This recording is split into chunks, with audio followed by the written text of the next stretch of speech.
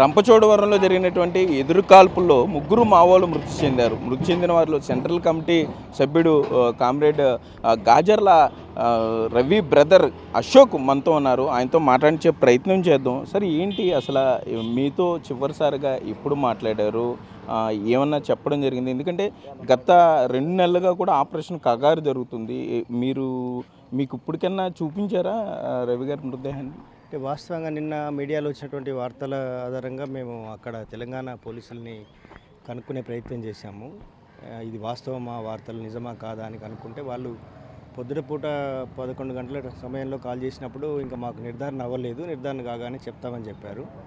ఆ తర్వాత మధ్యాహ్నం అంటే 2 గంటల సమయంలో మాకు అంటే మా జిల్లా భూపాలపల్లి జిల్లా ఎస్పీ గారు మాకు సమాచారం వచ్చింది, కన్ఫర్మ్ అని సమాచారం వచ్చింది, మీరు వెళ్ళొచ్చు అని వాళ్ళు మాకు కన్ఫర్మ్ చేశారు.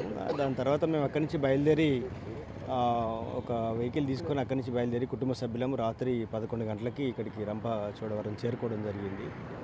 వస్తున్నప్పుడే 11 గంటల 15 నిమిషాలకు అట్లా ఇక్కడి రంపచోడవరం సిఐ గారు మాకు ఫోన్ చేశారు.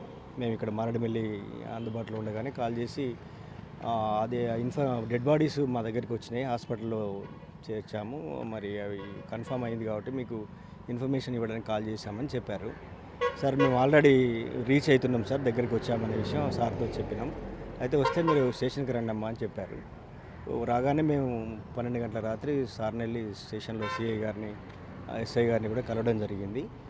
వాళ్ళు ఇప్పుడు నైట్ అయిపోయింది కదా, బాడీస్ రేపు మీరు మార్నింగ్ బాడీస్ చూడొచ్చు, హాస్పిటల్లోనే ఉన్నాయి, మీరు ఇక్కడే స్టే చేయండి, లోకల్గా స్టే చేయండి, మీరు స్టే చేస్తే ఎర్లీ మార్నింగ్ 8-8:30కి అట్లా మీకు ఇన్ఫామ్ చేస్తాం, మీరు వచ్చేసి హాస్పిటల్ దగ్గర చూడొచ్చు అని చెప్పారు. సో ఇప్పటివరకు మేము ఎదురు చూస్తున్నాము. ఇంతవరకు ఇంకా మాకు అంటే ఇప్పుడు ఉదయం 10 గంటలు అయిపోతుంది, సుమారుగా 10-10:30 అయిపోతుంది. అయినా ఇప్పటికీ ఇంకా మీరు వెళ్ళి చూడలేదా కనీసం ఏంటి, ఏ పరిస్థితులు ఉన్నాయి ఏంటి అని? లేదు, ఇప్పుడు మేము ఇంకా హాస్పిటల్ దగ్గరికి వెళ్ళాలని మేము సార్ వాళ్ళకి కూడా కాల్ చేసి అడుగుతున్నాము. మేము ఉన్న దగ్గర ఇప్పుడు వాళ్ళు మీరు ఆగండి, ఇంకొక 1 అవర్ ఆగండి, డాక్టర్స్ వచ్చేది ఉంది, సార్ వచ్చేది ఉంది అని వాళ్ళు చెప్తున్నారు.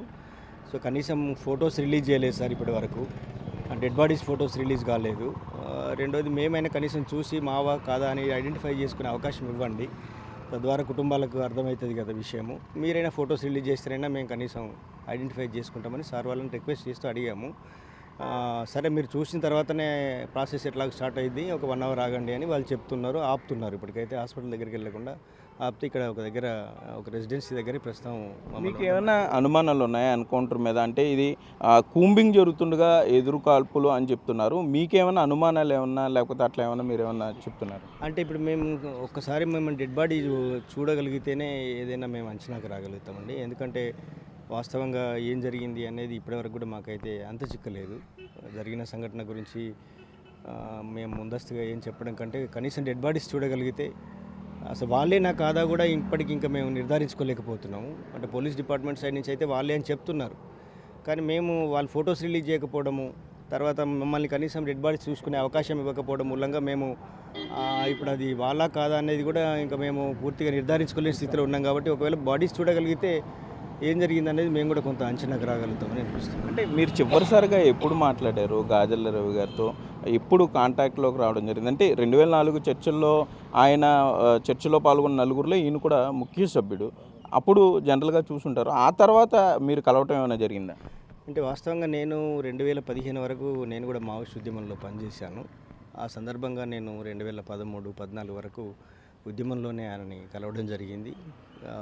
ఆ తర్వాత నేను బయటకు వచ్చి సరెండర్ అయ్యి ఇంటి దగ్గర ఉంటున్నాను. ఇంకా అప్పటి నుంచి నేను బయటకు వచ్చినప్పటి నుంచి ఆయనతో నాకు కానీ మా కుటుంబానికి కూడా ఎలాంటి సంబంధాలు లేవు.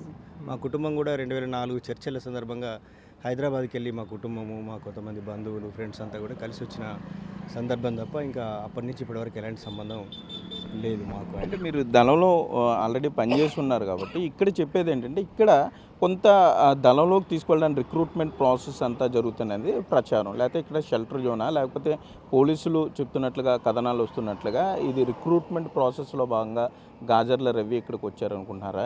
ఇక్కడ ఈ ప్రాంతానికి ఎందుకు వచ్చారనుకుంటున్నారు మీరు ఇంత క్లిష్ట సమయంలో, క్లిష్ట పరిస్థితుల్లో? అంటే అది ఇంకా మేము ఇప్పుడు నిర్ధారించుకోలేమండి. ఎందుకంటే ఆయనే పనిచేస్తున్నటువంటి ఉద్యమ ప్రాంతం ఇదే. ఏఓబి అనేటువంటి రాష్ట్ర బాధ్యుడిగా ఆయన ఉన్నారు. కాబట్టి అందులో భాగంగా ఈ ఈ ప్రాంతంలో ఆర్గనైజేషన్లో భాగంగా తను ఉన్నారా, లేకంటే అంటే ముగ్గురే ఎలా చనిపోయారు, అది కూడా నాయకత్వ కామ్రేడ్స్ మాత్రమే చనిపోవడం ఎలా జరిగింది అనేటువంటి అనేక సందేహాలు, మనసులు తొలుస్తున్నటువంటి సందేహాలు చాలా ఉన్నాయి. కానీ ఇప్పుడు కనీసం మనం అసలు వాళ్ళ కాదని నిర్ధారించుకొని డెడ్ బాడీస్ చూసిన తర్వాత ఏదైనా మాట్లాడవచ్చు అన్నది అనుకుంటున్నాము. ఎందుకంటే వరుసగా కేంద్ర నాయకత్వము, ప్రధాన నాయకత్వం చనిపోవడం మీద చాలా రకాలుగా చర్చ జరుగుతున్నటువంటి పరిస్థితులు ఉన్నాయి. కాబట్టి కనీసం మేమైతే ఇప్పుడు ప్రాథమికంగా ఇక్కడి ప్రభుత్వాన్ని విజ్ఞప్తి చేస్తున్నది, లేదా ఇక్కడ పోలీస్ అధికారులను విజ్ఞప్తి చేస్తున్నది ఏంటంటే మాకు డెడ్ బాడీస్ని చూడడానికి అవకాశం ఇవ్వండి. రెండవది, ఒకవేళ మా వాళ్ళే అయితే మీరు పోస్ట్ మార్టం ప్రాసెసింగ్ అనేది ఏదైతే ఉందో దాన్ని కొంచెం త్వరగా పూర్తి చేయగలిగితే మేము, మా కుటుంబాలు, అక్కడ మా సన్నిహితులు, బంధువులు చాలామంది చాలా రోదనలో మునిగిపోయినటువంటి పరిస్థితులు ఉన్నాయి. కనీసం వాళ్ళకి మేము ఇక్కడికి వచ్చి కూడా ఇప్పుడు దగ్గర దగ్గర 11-12 గంటల సమయం పూర్తయింది. ఈ సమయంలో కూడా మేము ఇక్కడ చేరి కూడా కనీసం డెడ్ బాడీస్ మనయే అని కూడా మేము మా కుటుంబాలకు చెప్పలేకపోతున్నటువంటి ఒక దయనీయ స్థితిని మేము ఫేస్ చేస్తున్నాం. వాళ్ళు పదే పదే ఫోన్లు చేసి ఆందోళన పడుతున్నారు. అసలు ఎందుకంటే గతంలో చాలాసార్లు ఇలాంటి ఎన్కౌంటర్లు జరిగిన ప్రతిసారి వాళ్ళే చనిపోయారని ప్రచారం జరగడము, తీరా వచ్చినప్పుడు ఎక్కడ కూడా మళ్ళీ వాళ్ళ బాడీస్ లేకపోవడం అనే ప్రాసెస్ కొనసాగింది. కాబట్టి అండ్ మేము ఒకటే అడుగుతున్నాం ఏంటంటే ఇంత దాగుడు మూతలు ఎందుకు? ఒకవేళ నిజంగా వాళ్ళు చంపేసి అయిపోయింది, ఇంకా వాళ్ళే నిర్ధారించి ప్రకటిస్తున్నారు కదా వాళ్ళే అని, ఫొటోస్ కూడా ప్రకటించండి. మీరు చనిపోయిన వెంటనే ఎట్లాగో ఫొటోస్ తీసి ఉంటారు కదా. ఈ రోజుల్లో ఫొటోస్ తీయడం అనేది అంటే మీడియా వాళ్ళతో సంబంధం లేకుండా పోలీసు వాళ్ళే ఫొటోస్ తీసి పంపడం అనేది చాలా సులువుగా జరుగుతున్న సందర్భమే. కాబట్టి ఒక దగ్గర ఏమో ఎన్కౌంటర్ జరిగిన కొన్ని గంటల్లోనే ఇప్పుడు నంబాల కేశవరావు లాంటి వాళ్ళ విషయంలో గంటల్లోనే ప్రకటించారు. దానికి అమిత్ షా గారు, మోడీ గారు కూడా వెంటనే ట్విట్టర్లో ట్వీట్ చేశారు. ఇదంతా జరుగుతున్నది. ఇంకొక దగ్గరికి వచ్చేసరికేమో వాళ్ళే అని పోలీస్ డిపార్ట్మెంటు ఖచ్చితంగా వాళ్ళే అని నిర్ధారిస్తూ మాకు చెప్తున్నారు. కానీ ఫొటోస్ రిలీజ్ చేయడం లేదు, కనీసం డెడ్ బాడీస్ చూడనివ్వడం లేదు. ఇదెందుకు అనేది మేము అడుగుతున్నాము. కనీసం మమ్మల్ని డెడ్ బాడీస్ చూడడానికి అవకాశం ఇవ్వాలి కుటుంబాలకి. తర్వాత మా కుటుంబాలు ఇక్కడికి వచ్చిన వాళ్ళే కాకుండా అక్కడ వందల మంది కుటుంబాలు, స్నేహితులు, బంధువులు అనేక మంది ఎదురు చూస్తున్న వాళ్ళకి ఈ డెడ్ బాడీస్ మాయ అనేది నిర్ధారించలేనటువంటి ఒక దయనీయ స్థితి మాకు ఉంది. కాబట్టి దయచేసి అవకాశం ఇవ్వాలనేది మేము ప్రభుత్వానికి, పోలీసులకు విజ్ఞప్తి చేస్తున్నాం. ఎన్కౌంటర్లో చనిపోయిన అరుణ సోదరి ఉన్నారు, చెల్లె ఝాన్సీ. అమ్మ, ఏంటి మీకు ఎప్పుడు కాంటాక్ట్లోకి వచ్చారు? ఎప్పుడు ఈ విషయం తెలిసింది ఎన్కౌంటర్ ఇట్లా జరిగింది, చనిపోయారని? మాకైతే నిన్న ఉదయమే పేపర్లో, న్యూస్లో అది చూసి మాకు తెలిసింది తను అరుణ ఉంది అని చెప్పేసి. కానీ మాకు అఫీషియల్గా అయితే రాత్రి వరకు కూడా ఏమీ ఫోన్లు చేయలేదు, ఎవరు ఏమీ ఇన్ఫర్మేషన్ ఇవ్వలేదు. మేమే కొంత తెలిసిన వాళ్ళతోని, సిఐ గారితో వాళ్ళతో మాట్లాడితే మేము వాళ్ళని ఇంకా బాడీస్ తీసుకురాలేదు, తీసుకొచ్చిన తర్వాత మేము ఇన్ఫామ్ చేస్తాము అని చెప్పడం అయింది. కానీ మేము ఏంటంటే మాకు ఉండే ఆందోళనతోటి, మాకు ఉండే మానసిక క్షోభతోటి మేము వాళ్ళని చూడాలనే దాంతో నిన్న సాయంత్రమే బయలుదేరి తెల్లవారుసరికి మేము ఇక్కడికి చేరుకున్నాము. కానీ ఇంతవరకు కూడా మాకైతే వాళ్ళని చూపించలేదు. చివరిసరికి ఎప్పుడు కాంటాక్ట్లోకి వచ్చారు మీకు అరుణ? ఎప్పుడు మాట్లాడడం జరిగింది? మాకు 25 ఏళ్ళు అవుతుందండి మా అక్క ఇంట్లోంచి వెళ్ళిపోయి. ఇంతవరకు కూడా మేము ఆమెను కలిసిన దాఖలాలు లేవు. అసలు ఏం పోలీసులు వస్తూ ఉండేవారా మీ ఇంటికి? పోలీసులు కంటిన్యూగా వచ్చి ఆరాధీయటం, కంటిన్యూ నిఘా ఉండేది ఉంటుందండి. తను ఇలా ఇక్కడ పనిచేస్తుంది కదా, మీకు ఏమైనా సమాచారం ఉందా, మీతో ఏమైనా మాట్లాడుతున్నారా అని ఎప్పుడు అడుగుతూ ఉంటారు. ఇప్పటికి మీరు చూడలేదు, ఇప్పుడు ఆవిడ అరుణానా కాదన్న విషయం ఇంకా మీరు నిర్ధారించుకోలేదు? లేదు, మాకైతే ఇంకా మా అక్కనైతే చూపించలేదు. మేము అందుకనే కొంచెం ఇప్పుడు నిన్న తెల్లవారే మాకు న్యూస్ వచ్చిందని అంటే ఎప్పుడు జరిగి ఉంటుంది, ఇంతవరకు చూపించలేదంటే వాళ్ళు ఏ పరిస్థితుల్లో ఉండుంటారు. ఇంకా డిలే చేస్తున్నారు. ఇప్పటికైనా తొందరగా పోస్ట్ మార్టం చేసి మాకు అప్పగిస్తే మేము మా మనుషుల్ని చూసుకోగలుగుతామని అవును. అసలు నిజానికి ఒకప్పుడు అంటే ఎన్కౌంటర్ జరిగిన ప్లేస్లో ఫొటోస్ తీసి ఇది పలానా ఏరియాలో జరిగింది, పలానా ప్లేస్లో జరిగింది, ఇలా ఉంది పరిస్థితి అని కనీసం వాళ్ళని చూపించేవాళ్ళు. ఇప్పుడు అది కూడా చూపించలేదు. మా కనీసం వాళ్ళ కాదా అని ఇంట్లో అమ్మ, అందరూ బంధువులందరూ ఏడుస్తున్నారు. ఏంటి మాకు ఆందోళనగా ఉంది, అసలు నిజమా కాదా ఇంతవరకు కూడా. ఈ మానసిక క్షోభ నుంచి వాళ్ళు మాకు ఎప్పుడు మరి విముక్తిస్తారో మాకు అర్థం కావట్లేదు. అవునండి, విశాఖ.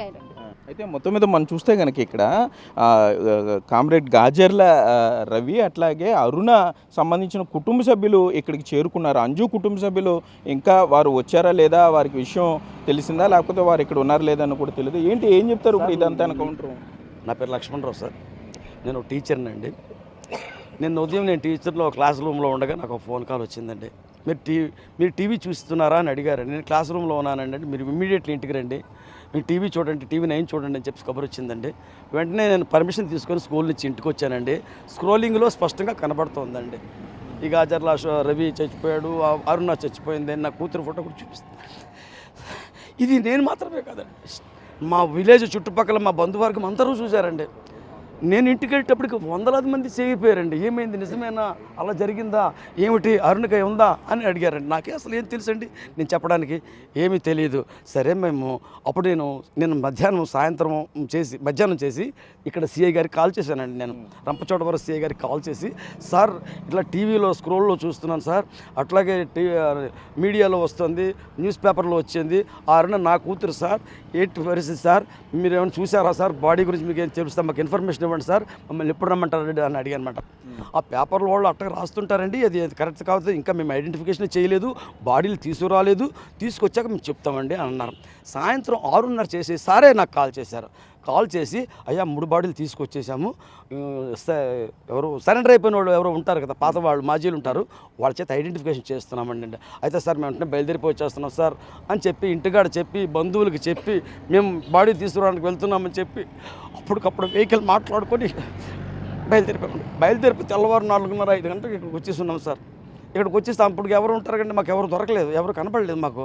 అలా వెయిట్ చేసి అంబేద్కర్ సెంటర్లో కూర్చొని ఇప్పుడు దాకా ఉండి మేము మార్చూరు దగ్గరికి వెళ్ళిపోయాం. అధికారులు వస్తారు, మార్చూరు చేసేస్తారు, పోస్ట్ మార్టం చేస్తారు, మాకు ఇస్తారని ఆశతో వెళ్ళాము.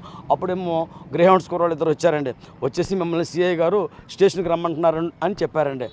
ఓహో ఎందుకురా, ఇక్కడికి అధికారులు ఇక్కడికి వస్తారు కదా, శవాలు ఇక్కడికి ఉన్నాయి కదా, శవాలు వస్తుంటే ఇక్కడికి రావాలి కదా, సరే అధికారులు కదా, అధికారం వాళ్ళ దగ్గర ఉంది అని చెప్పి మేమేమో తిన్నగా ఇక్కడ సిఐ ఆఫీస్కి వచ్చామండి. సిఐ ఆఫీస్కి వచ్చిన తర్వాత సిఐ గారు లేరండి. జస్ట్ ఇప్పుడు రాత్రంతా అలసిపోయారు, ఆయన ఇప్పుడే వెళ్ళారు, మీరు కూర్చోండి అన్నారండి. నేను కూర్చున్నాను సార్.